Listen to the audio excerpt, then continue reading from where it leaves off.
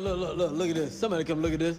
This is always a huge red flag for me. When a guy is like, yeah, like I want me and my girl to get money together. Like I want us to have businesses together and this, that, and the third. And absolutely hell no. Y'all killing me with this. There's a difference of like supporting me to get my own money and me supporting you while you get your own money. Right. And then eventually when marriage happens, we come together with both of those dual incomes. Right. I can understand that. But telling me like we gonna get some money, it's like, What where's you doing? yours? Right, no. Where's your money at? Yeah, we ain't doing that, No. babe. It's a self-made empire, baby. Exactly. You ain't hopping on this motherfucker. You're not hopping on this train. Like you might be a liability and I don't even know it yet. Exactly. I think God damn it. You can't make this shit up. First things first, if you seeing me right now. Second thing, you want to come together when we both made it, but when we both have nothing or we'll have just a little or something, we can both come together and make it work.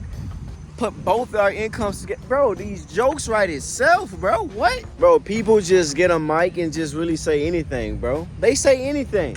But they want the man to be already well established and want to hop on his train when the smoke already going and moving. You ain't never left. You really ain't never left. The richest women in life, in this world, comes from a man that had money and she divorced him.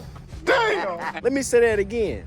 The richest woman, her money came from divorce. Man, you better stay focused, King.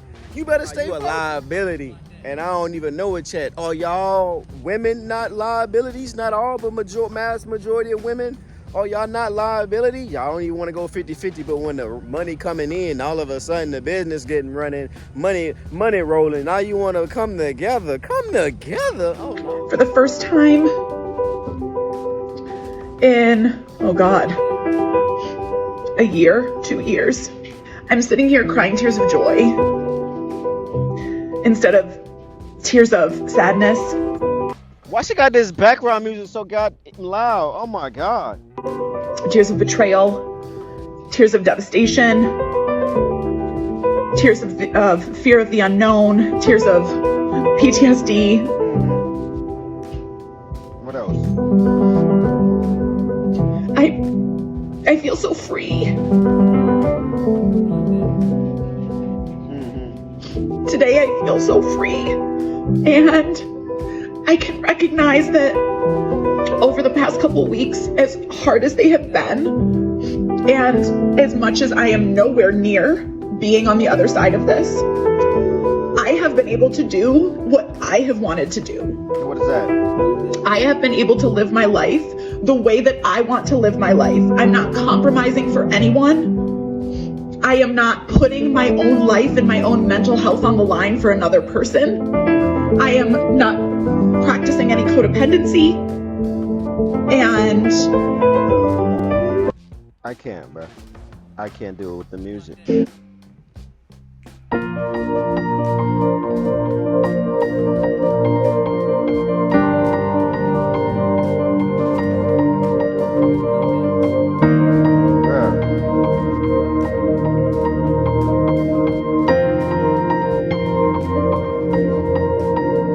So she's obviously just going through it and pretty much calling her husband a narcissist.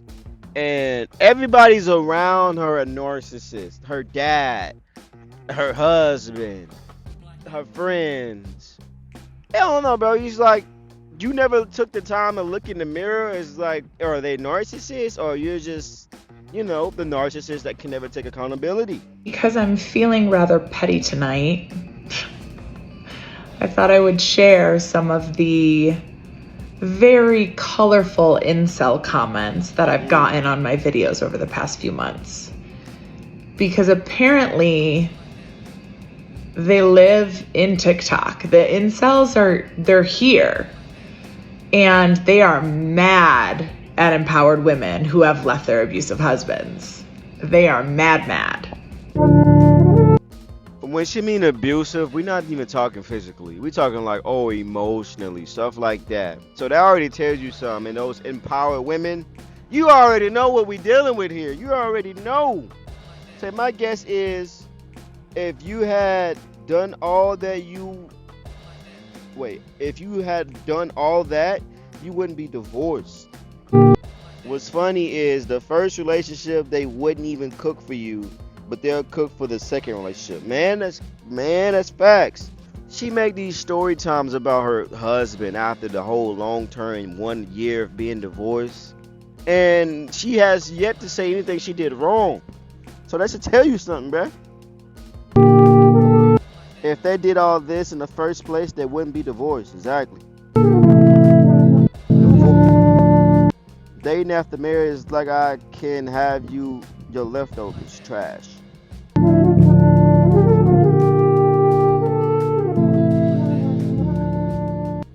Haha, and men are the problem. Fix your house. It was another one. This was the one I wanted to see. Remember, fellas, you're just next on the provide for me bus. Man, I'm telling you. So about her marriage, bro, she gets online every single day and have now this narcissist channel, or how to spot one, It's just pretty much her avoiding accountability for her actions, avoiding any type of wrongdoings. Because you telling me you get online every day to bash a man for the last year, y'all been divorced and you went for divorce, and you got all these let's just say stuff from the government, child support, half his stuff, alimony, stuff like that, and he's the problem. I'm just saying. You're a victim. So this been shorty dating life ever since she's a free butterfly now. Dating is like the weirdest dating app of all time ever. But anyway, I met this guy on Facebook dating. He was quite a bit younger than me, very hot, of course. And we exchanged numbers and we started FaceTiming. The FaceTimes were good. I thought he was attractive. He looked like his photos, thank God. And we chatted, I don't know, maybe like 6 to 8 times over FaceTime before we decided to meet. So one night I'm out with my cousins in Denver, and he tells me he's out at a club with his friends. It's his birthday. They've got bottle service, blah, blah, blah. So I decide to meet him for the first time, which, like, in hindsight was not the best environment in which to meet a date off of an app for the first time. Hindsight's 2020. So anyway, I meet this guy at the club.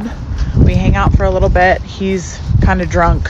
We end up going home together. He comes over to my house because I'm sober and driving. Somebody getting their salad tossed tonight. And the next day he's going to a water park near my house, which that'll just tell you that he was maybe a little bit too young for me. Anyway, he comes over. We get ready for bed. We go to bed and we hook up. And then at some point after that, I get up and I get like a glass of water or something. So I'm not in my bedroom at that moment. I walk back into my bedroom and this man is on the phone. It's like... Wait, you missed something. I don't know if y'all didn't hear because of the plane, but she said she hooked up with the dude after the club, first link. So you know what that means. That means, Girl, you was fucking. 3 o'clock in the morning, probably. And he has the phone up to his ear and very clearly is like trying to turn the volume down. But I can very obviously hear that it's a girl on the other line. And he's kind of giving her like one-word answers, but he's like fully on the phone with her. You know, it's not like he like hung up as soon as I walked in the room. He is on a phone call with this woman. So a couple minutes later, he ends the phone call. I hear her say, "Happy birthday," or something of that nature. He says, "Thank you." She says, "I love you." He goes, "Love you too. Good night," right? So I look at him and I go, "Did you just take a phone call with another woman in my bed after we hooked up?" And he's like, "Oh yeah, but it's not what you think. She's just a homie from home. She's like a really close friend. She's like my sister. She's just calling because it was my birthday, blah, blah, blah." I'm like, I'm not an idiot, right? But I'm like, this isn't my problem. I'm never going to speak to this guy again after tonight. Like, I had already decided that he was not my cup of tea. And, you know, the next day. Oh. Fuck all that! that's not your cup of tea. But yeah, don't act like you wouldn't drink it from that cup though. What you mean, baby? Up, I drop him off at the fucking water park, and you know, he texts me for a while and I eventually stop answering and I go on with my life. Well, about 2 weeks later, I get a follow request on Instagram from a really pretty girl. The only person we have in common is this guy. Like, she doesn't even live here. She lives in his hometown. You can like see it on her bio or whatever. And it literally says, you know, followed by blah, blah, blah, this guy. And of course I don't accept it. But how much you want to bet that was his girlfriend? And she found out about me somehow. But just the absolute audacity of taking a phone call from your girlfriend while in another woman's bed after sleeping with her. Like, I can't even fathom, like, where do men get the audacity? What? You met the guy at a club for a first date while he was drunk. Took him to your house. You didn't know him. You barely knew his name. You didn't care if he had a girlfriend. You didn't ask. You didn't wait to give up them cheeks to find out if he had a girlfriend. Yeah, it's sad, but still, at the end of the day, you need to vet out the person you're talking to. Talking about the audacity for men. What about the woman you allowing this guy to sleep with you, share your body?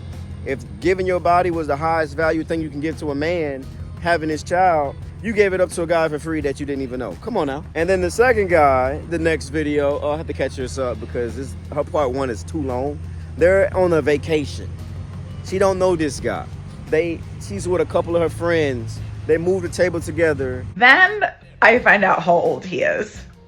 And let's just say he's in his early 20s. And I am in my mid 30s. Damn. But I'm like, whatever. Like, never gonna see this guy again. I don't really care. If he's into it, I'm into it. No worries. At this point, his guys are kind of like hyping him up a little bit. Kind of like being like, he's such a good guy. We like him so much, blah, blah, blah, right? So again, I'm like, okay, yeah, he's into me. They're trying to like wingman him. And my girlfriend is holding it down. She is on the other side of the table having conversations with the other guys, keeping them distracted. And, you know, it's going off without a hitch. But I'm over here thinking like, the six of us are going to hang out a little bit. Like, you know, I don't know, have a little bit more conversation. Maybe we go to another bar. Nope, apparently not. Within 15 minutes of figuring out that he's interested in me, he looks at me when everybody else is talking and goes, want to come back to my hotel with me? I dropped dick on them. Uh-oh. And what you say? It is like 8:30 at night, guys. Like, it hasn't even reached, not even 9 p.m.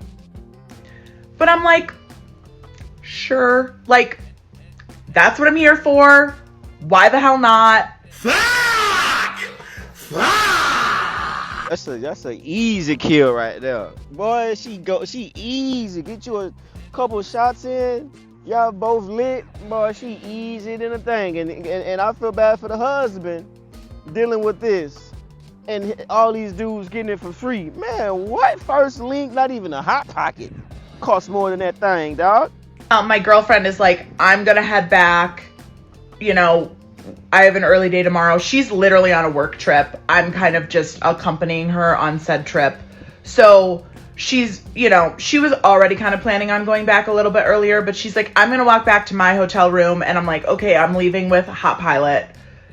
See you soon. So we leave. We walk back to Hot Pilot's hotel room, right? We get up to his room, which is really quite nice. I mean, it's a mess, obviously, because he's in his early 20s. It looks like a tornado hit it, but it's really big. It's like he's got a really nice hotel room. I'm like, oh, okay, they take care of this guy. He turns on the TV.